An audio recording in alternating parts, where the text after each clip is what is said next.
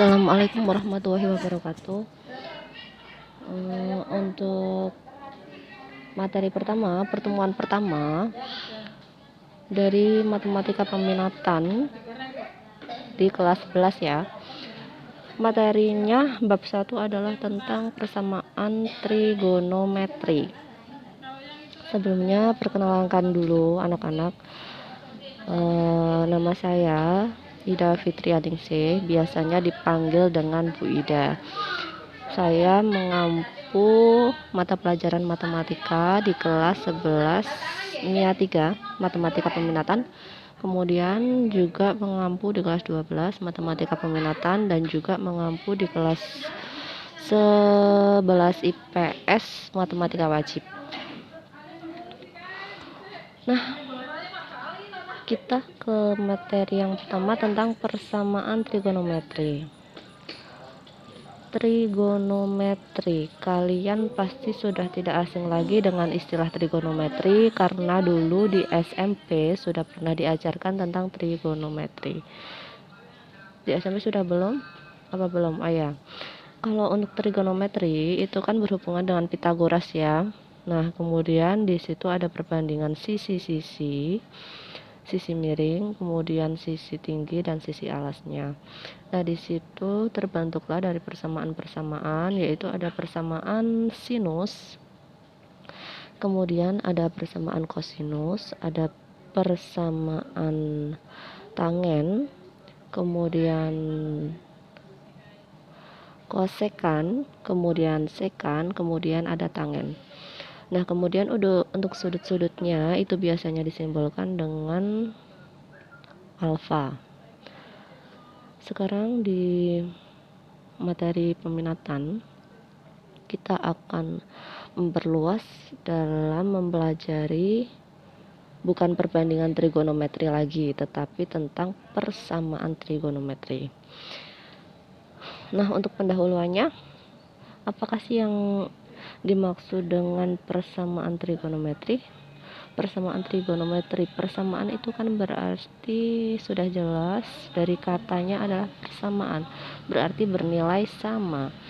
Jadi kita memiliki acuan untuk mencari nilai dari persamaan sinus, kosinus, tangen, dan lain-lainnya.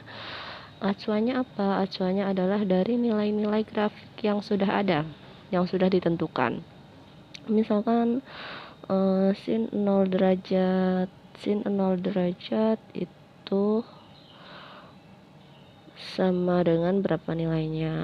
Kemudian sin 30 derajat itu sama dengan setengah. Sin 60 derajat itu sama dengan setengah akar 3. Sin 90 derajat itu sama dengan 1. Sin 120 itu sama dengan setengah akar 3, dan seterusnya. Nah, kalau dulu seharusnya kalian saat mendapatkan materi trigonometri pasti sudah ada hafalan sudut-sudut istimewa, yaitu sudut sin cos tangen dari 0 derajat sampai 90 derajat. Nah, itu nanti bisa digunakan buat acuan. Kemudian di sini bisa kalian lihat contoh ada 1, 2, 3, 4, 5, 6, 7, 8, 9, 10. Di situ ada beberapa persamaan. Yang pertama, nomor 1 adalah sin X sama dengan min setengah. Nomor 2, 2 cos X min akar 3 itu sama dengan 0, dan seterusnya. Itu hanya sebuah contoh, jadi tidak perlu dihitung dan tidak perlu difikirkan dulu ya, karena bukan soal. Nah, di situ adalah contoh untuk memperjelas bahwa yang namanya persamaan trigonometri berarti itu memuat sinus, kemudian memuat kosinus, memuat tangen, dan seterusnya. Jadi dari nomor 1, nomor 2, nomor 3, nomor 4, dan seterusnya sampai nomor 10, berhubung di situ semua memuat tulisan cos, sin, atau dan yang lainnya, maka nomor 1 sampai nomor 10 itu disebut atau termasuk sebagai persamaan trigonometri. Nah, kita masuk ke dalam materinya. Materi pertama adalah rumus kebalikan. Nah, ini yang harus diperhatikan. Di situ ada sin alfa itu sama dengan 1 per kosekan alfa. Kemudian cos alfa sama dengan 1 per sekan alfa. Tangen alfa sama dengan 1 per kotangen alfa. Kemudian kosekan alfa sama dengan 1 per sin alfa. Itu kosekan kebalikan dari sin alfa ya. Jadi sin alfa sama dengan 1 per kosekan alfa, maka diperoleh kosekan alfa sama dengan 1 per sin alfa. Nah, kemudian lanjutkan, sekan alfa sama dengan 1 per cos alfa, itu kebalikan dari cos alfa. Kotangen alfa itu juga kebalikan dari tangen alfa. Itu sebagai acuan dasar rumus kebalikan biasanya digunakan sebagai rumus umum dan biasa keluar untuk perhitungan. Kemudian kita lanjutkan, ada yang kedua adalah rumus perbandingan. Rumus perbandingan ada tangen alfa sama dengan sin alfa per cos alfa. Kemudian di situ ada kotangen alfa sama dengan cos alfa dibagi sin alfa. Yang ketiga, rumus dari hubungan teorema Pitagoras. Ada beberapa rumus dasar yang biasa digunakan, yaitu sin kuadrat alfa ditambah cos kuadrat alfa itu sama dengan 1, dan itu nilainya mutlak. Di sini tidak dijelaskan tentang pembuktiannya kenapa diperoleh angka 1 ya. Yang penting kalian tahu acuannya dulu. Kalau untuk pembuktiannya ada rinciannya, jadi nanti kita dihitung melalui persamaan dari Pitagoras, nanti hasilnya adalah 1. Kemudian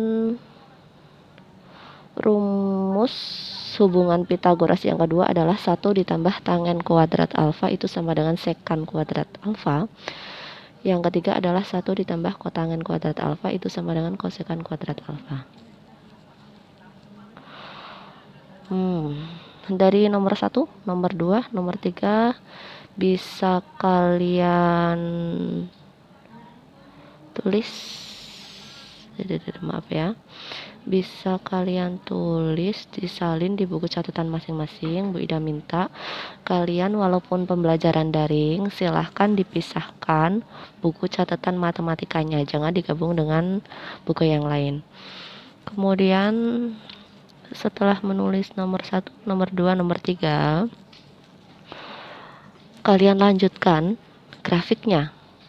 Di situ ada grafik 1, 2, 3. Jadi grafik yang pertama adalah grafik persamaan dari Y sama dengan sin X. Kemudian yang kedua adalah Y sama dengan cos X. Yang ketiga adalah Y sama dengan tangen X ya.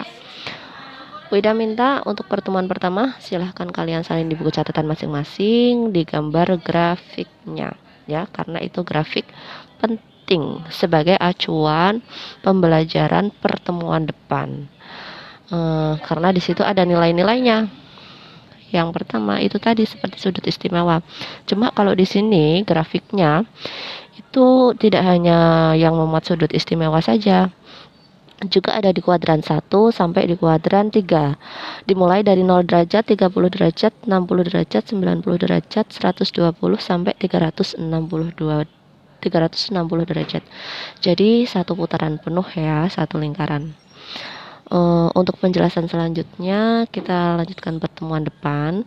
Untuk hari ini kalian cukup menyalin rumus perbandingan, kemudian rumus kebalikan dan rumus yang berhubungan dengan teorema Pitagoras, serta menggambar grafiknya dengan rapih ya. Jadi nanti kalau misalkan pertemuan depan Bu Ida